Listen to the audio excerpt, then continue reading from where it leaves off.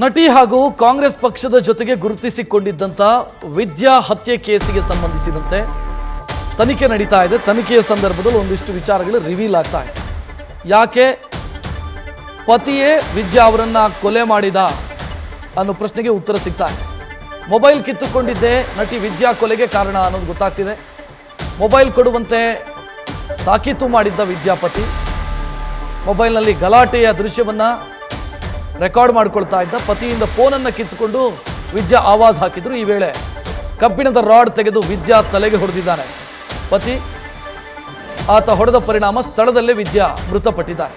ವಿಚಾರಣೆಯ ಸಂದರ್ಭದಲ್ಲಿ ಪೊಲೀಸರ ಮುಂದೆ ಘಟನೆ ಹೇಗಾಯಿತು ಮತ್ತು ಯಾಕಾಯಿತು ಅನ್ನೋದನ್ನು ವಿದ್ಯಾ ಪತಿ ಹೇಳಿಕೊಂಡಿದ್ದಾನೆ.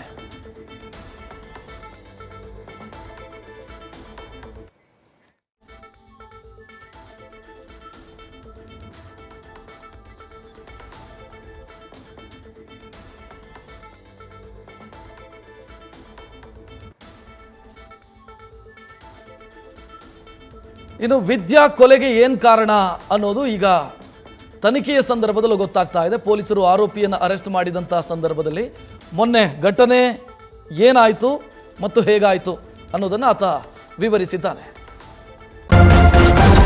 ನ್ಯೂಸ್ ಫಸ್ಟ್ ನಿರ್ಭೀತಿಯಿಂದ ನಿಮ್ಮ ಪರವಾಗಿ.